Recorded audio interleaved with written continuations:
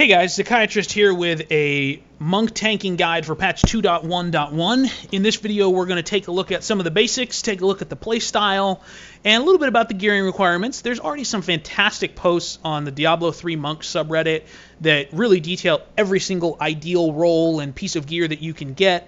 And also talk about what the skills are, but it's nice to have a visual aid sometimes. And also, even if you follow that guide and you've got all the pieces of gear, maybe you're wondering, okay, now how do I get started? What does this look like? How am I supposed to play this in a group? So hopefully this will answer some of those questions for you and explain some of the choices. So 3 things about monk tanking right now. We want to buff the damage of the group. We want to control the mobs and keep them off the DPS. And we want to stay alive, because you can't do those other 2 things if you're not alive. So let's start with how do we stay alive. We're staying alive primarily through the mechanics of Serenity, which of course makes us invincible. And in this case we use Ascension, so we get 4 seconds of invincibility.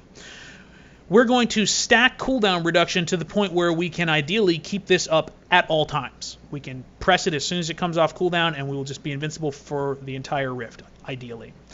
This is the maximum cooldown reduction that I'm able to get to, unless I'm missing something. I've got 10% on both weapons. This is a terrible weapon. I would much rather have a Sledge Fist or a Reinhardt, but it's what I've got at the moment, just using it for the 10% cooldown reduction here. 10% on both weapons, 8% on each ring. You want 8% on your gloves, 8% on your shoulders. You want Born's 3-piece set bonus for 10%. You want Captain Crimson's for 10%. You want 8% on your necklace or amulet. And you also want a nice Leoric's crown with a very high cooldown reduction roll on the legendary affix. In this case, I got lucky and got 100%. And of course, you put the gem in there to get that 12.5% and double that. You also, of course, use Beacon of Yatar. So that gets us to that 78.52. And if I head out here to the Wilds, let's take a look at what that looks like. Here's what Serenity looks like with no Gogok stacks. Little teeny bit of a gap. And this is what you got to watch out for. Damage can get through here. A little bit of button lag there. Sometimes you get that FPS lag or that button lag. Maybe it's network latency. Maybe it's one of those rifts levels that really has frame rate issues. You're going to have some things get through in that little gap. So we use Gogok to get some stacks going. I'll get this up to 15 before I pop it again. 13, 14, 15. Okay. It's coming back up. It'll come up just before it expires. So you got to be right on it. Oh, button lag there. I was pressing it. It didn't go through. So sometimes there's that little bit of a delay. And that's why I still have a bit of tankiness to this character. I'm not just stacking toughness like we would probably back in earlier patches where you just say, hey, I'm going to survive by having lots of toughness and keeping Desert Shroud up. I still have Desert Shroud because sometimes that damage gets through. I'm not completely confident in my playstyle yet where I trust myself enough to switch over to Insight and get more spirit regeneration. I like having the sneeze factor of the extra toughness, and I also use near-death experience as well and Harmony. But, if I'm playing this perfectly, I really shouldn't be using Harmony because damage isn't going to get through, right? I should be invincible. But there is that little bit of sneeze factor or that button lag that you have to worry about. And so that's why I've got these choices made. But, play in your own style. Find out how comfortable you are with keeping up Serenity at all times.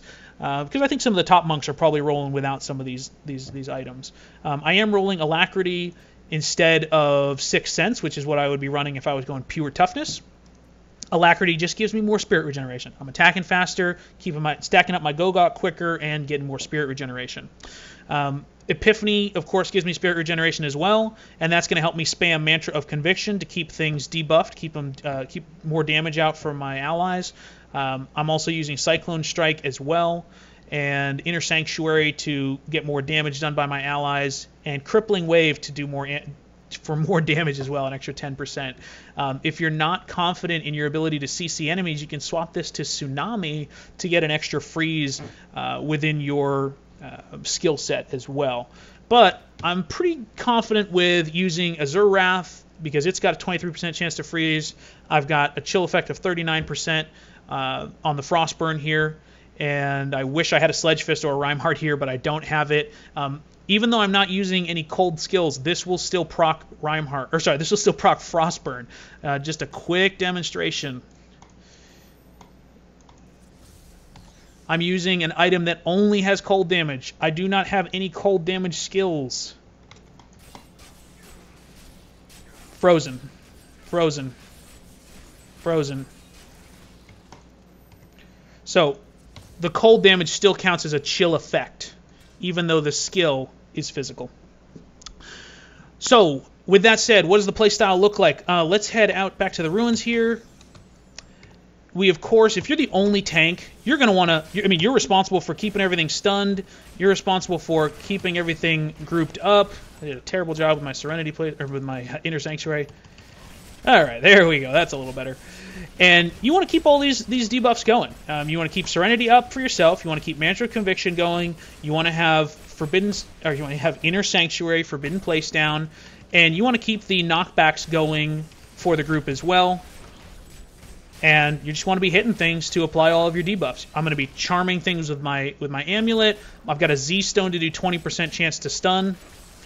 I've got 10% damage from my Gem of Efficacious Toxin. So all these things help the group. Now, what about when you're running with a Witch Doctor? Well, Witch Doctor probably has this gem in already. And if that's the case, they don't stack as far as I'm aware. So you'll want to swap this out for something else. I am using, a lot of times I'll swap out for something like Wreath of Lightning because my other ring has a proc chance to stun based off lightning damage.